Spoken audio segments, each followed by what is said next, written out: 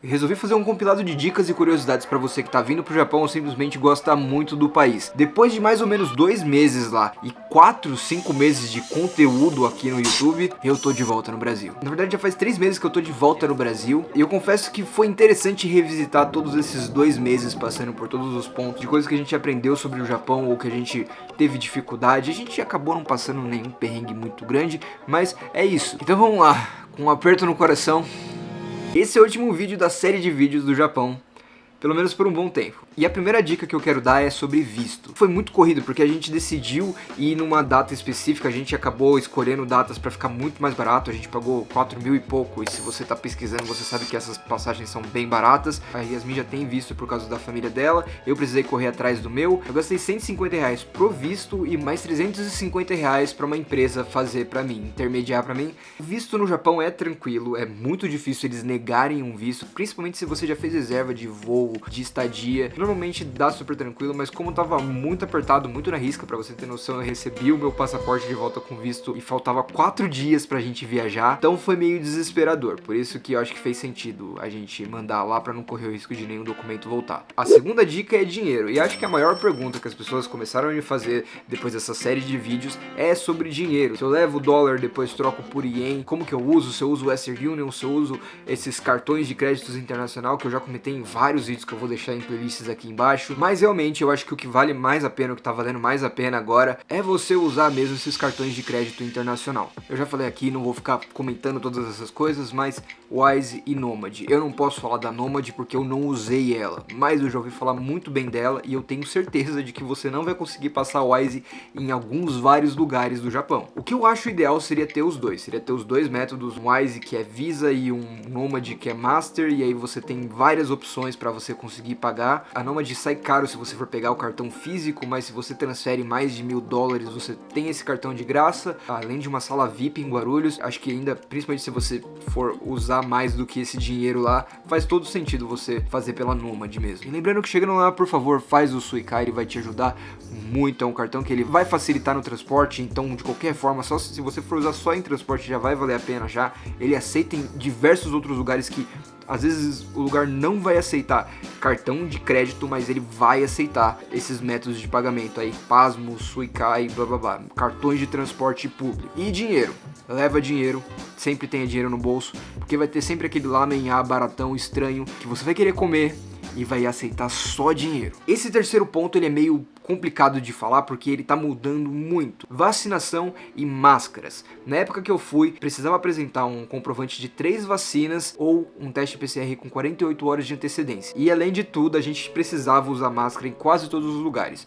Não era obrigatório, mas claramente era obrigatório. Você não ia querer ser o único estranho que não tava usando máscara. Aparentemente, no momento que eu tô gravando isso, em março de 2023, isso já mudou bastante. Aparentemente eles começaram a flexibilizar muito essas regras, tanto de vacinação mesmo, aparentemente agora você não precisa apresentar mais nada, e máscara. Você vai ver agora vários japoneses andando sem máscara, provavelmente você vai ver algumas pessoas andando com máscara ainda. Eu acho que agora é socialmente aceito você não usar máscara no Japão. Mas na dúvida, sempre tem uma máscara ali no seu bolso, na sua mochila, só pra não correr o risco de não ser o estrangeiro babaca. Quarta dica é a internet, e você tem algumas opções aqui. A primeira opção é, obviamente, chip internacional mesmo. Você pode tanto pegar ele por aqui, quanto pegar ele lá mesmo, chegando no aeroporto vão ter várias opções, além do que o que a gente fez, que foi pegar o passaporte mundo da Claro. E funcionou muito bem. Eu falei dele no primeiro vídeo, que ele aparentemente estava funcionando muito bem, mas a gente ficou 2 meses lá. Tinha lugar que a nossa internet pegava melhor do que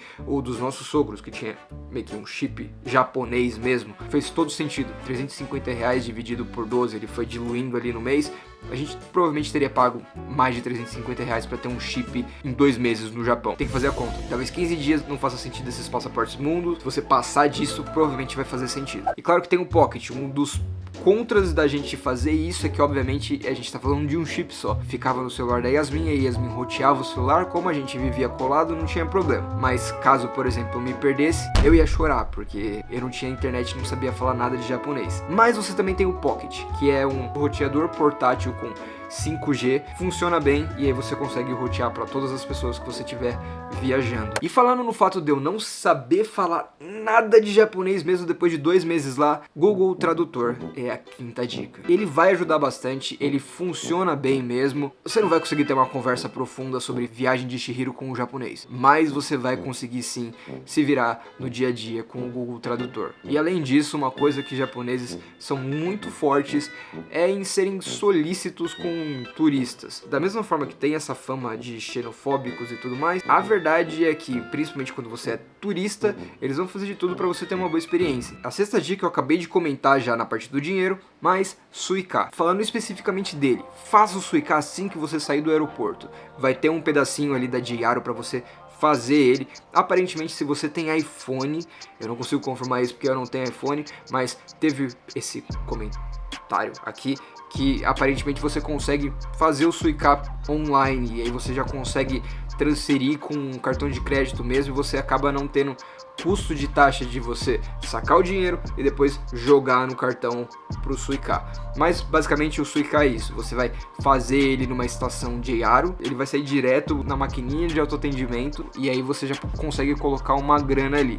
Vai ser muito bom por causa disso, você não vai precisar mais ficar fazendo contas de quanto que você precisa para ir aqui, para ir para lá, se você sair de uma estação que é JR para ir para uma outra empresa que administra, você não tem que comprar um outro ticket, não, você só vai passando só, e aí depois é legal você saber quanto que custou, né? Então falando nisso, falando desse primeiro choque de você chegar no aeroporto e pegar o seu Suica, sair de lá, provavelmente você vai pegar trem porque é a forma mais barata de você sair do aeroporto. Se você pegar táxi, vai sair muito, muito, muito caro. Se você não acompanhou os vídeos aqui, os pais da Yasmin vieram buscar a gente, então graças a Deus a gente não teve esse custo, mas você teria que pegar um trem e ir até a sua estadia na cidade de Tóquio, que provavelmente é o seu primeiro destino. E essa é a nossa 7ª dica e estadia.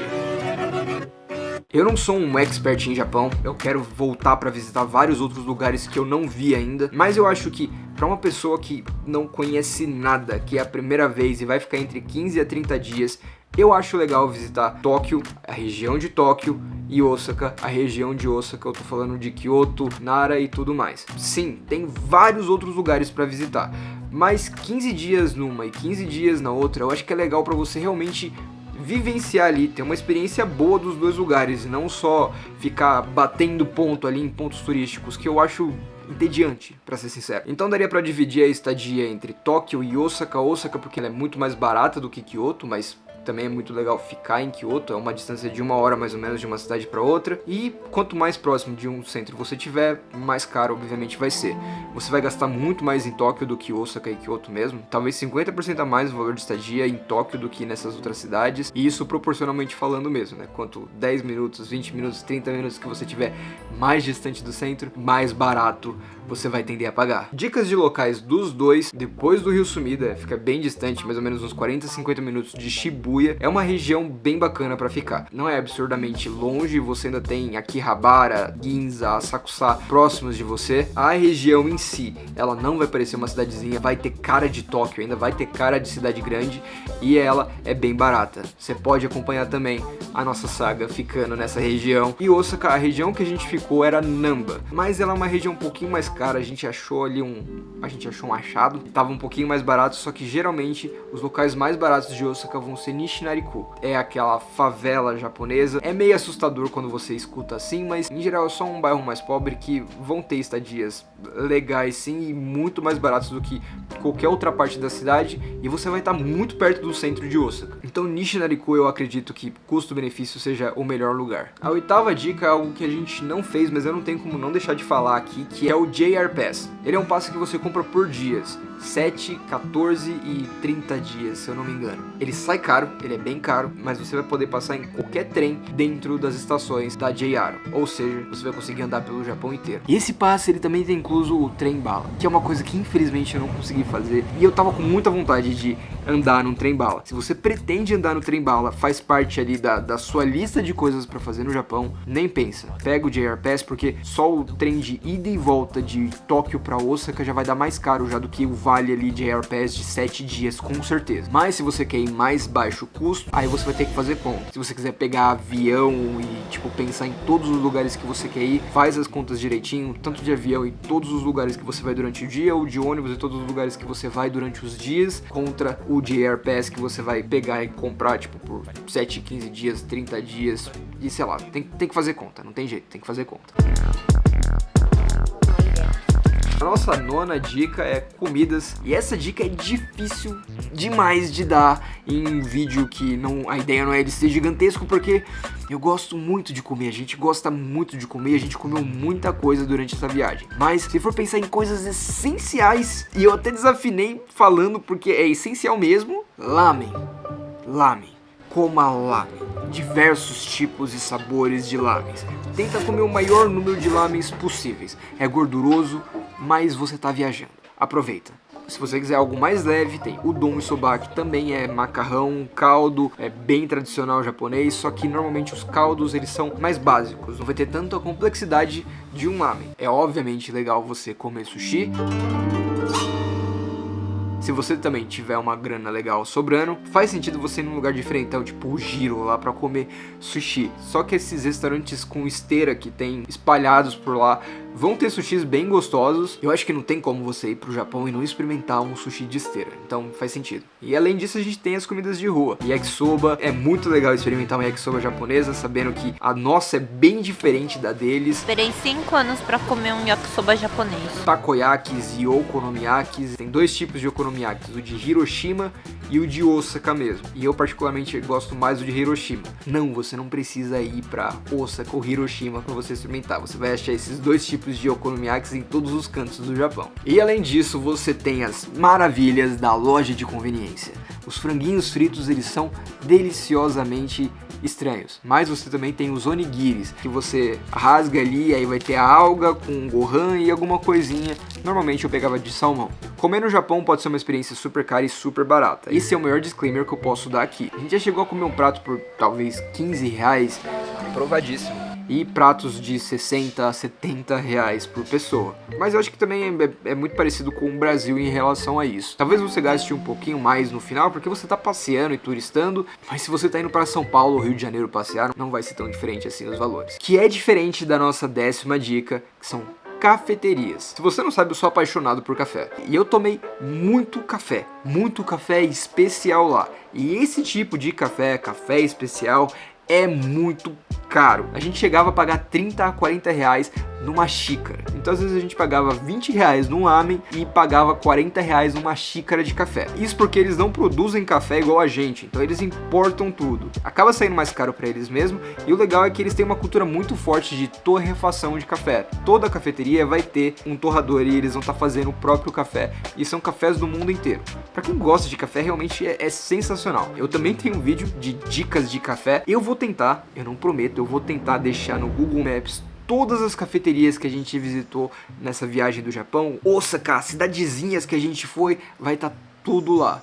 Talvez eu faça isso. Se não tiver na descrição, me cobra. Mas as chances de você escrever Specialty Coffee no Google Maps e achar uma cafeteria sensacional é muito grande. E essa é a nossa 11ª dica, Google Maps. A gente achou diversos lugares pelo Google Maps, mas tem uma coisa que eu achei bem curioso e eu acho interessante trazer aqui, é a questão de avaliações. Aqui no Brasil, pelo menos aqui em São Paulo, né? Não consigo falar pelo Brasil inteiro, mas aqui em São Paulo, se você vê um lugar com menos de 4 estrelas, não é lei, mas a tendência é que ele não seja tão bom assim.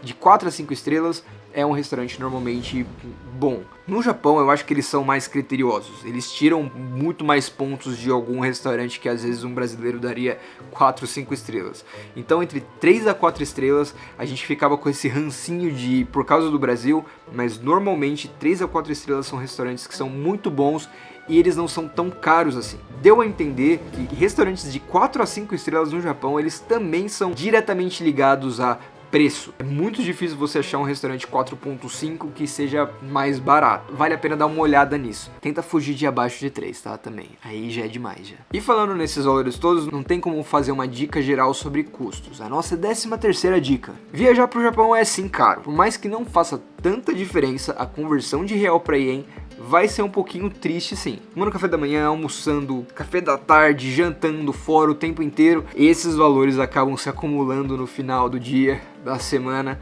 do mês, e você percebe que o seu dinheiro rendeu menos sim. Mas enquanto ele rende bem menos quando a gente está falando de comida, ele rende bem mais quando a gente está falando de eletrônicos, celulares e câmeras. Se você for procurar iPhones, eles também vão ser metade do preço do que é no Brasil. E se você for comprar uma dessas coisas, você tem que lembrar que você tem isenção de taxas por causa do seu passaporte brasileiro. É super simples você saber quais lugares vão ter, porque vai estar na cara ali, descarado na frente que é tax free. E se não tiver também, você tiver num grande centro, Tóquio, Osaka, e for uma loja mais famosa, pergunta, porque provavelmente vai ter.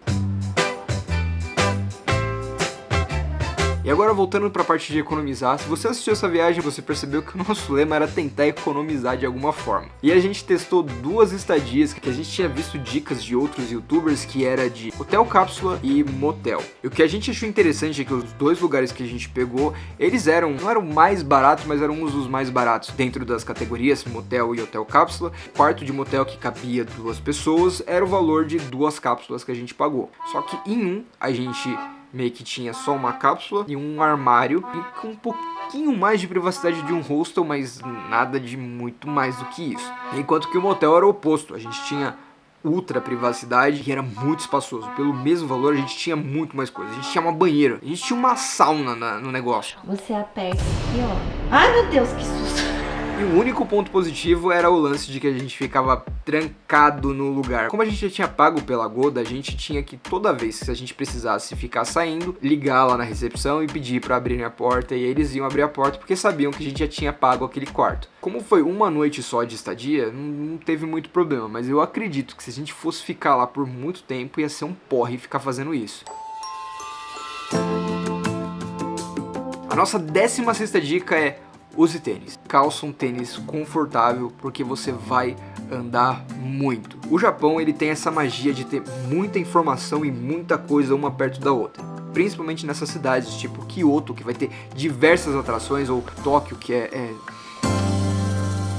muito gostoso você andar por lá e se perder nas ruazinhas. Cada vez que você estiver andando, você vai encontrando alguma coisa, você consegue passar por diversos pontos que você já quer passar mesmo, de atrações turísticas, só caminhando. Por exemplo, a gente normalmente saía de Harajuku, ia pra Shibuya e depois ia até Shinjuku, tudo andando. Isso dá uma boa caminhada, mas era muito gostoso de fazer. Se prepara pra andar se você for pro Japão. E falando em Shinjuku, 17º, golpes. O Japão é um país muito seguro, ele não é conhecido por golpes, de forma nenhuma é conhecido por golpes, mas existem alguns, principalmente nessas regiões dominadas pela Yakuza. Uma delas é Kabukicho, que é um bairro que você vai querer conhecer, que você vai querer visitar porque ele é muito legal.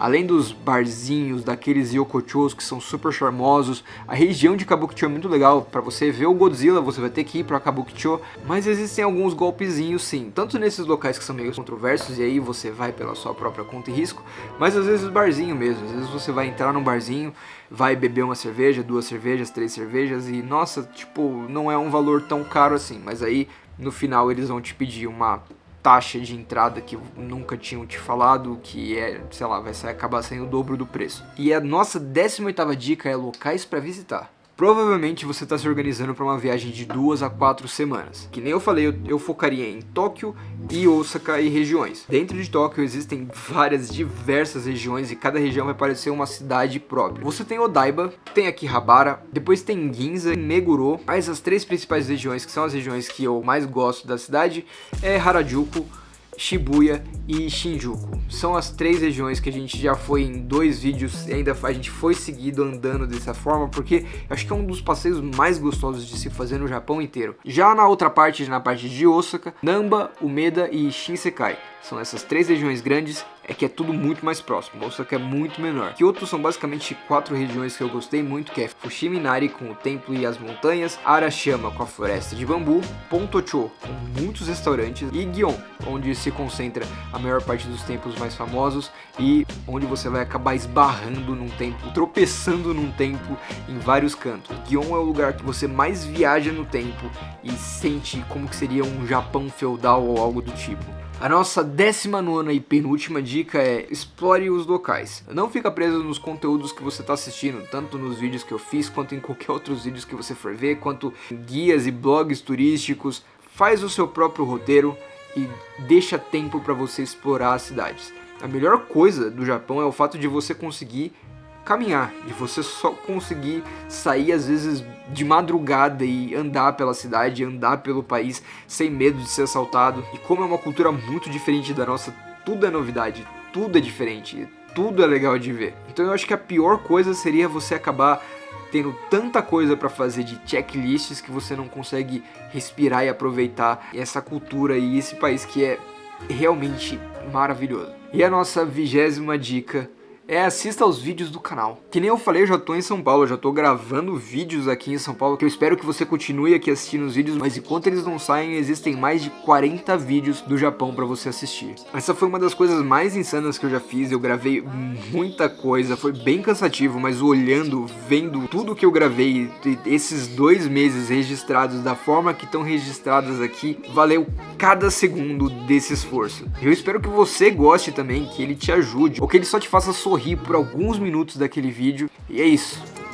Último vídeo do Japão.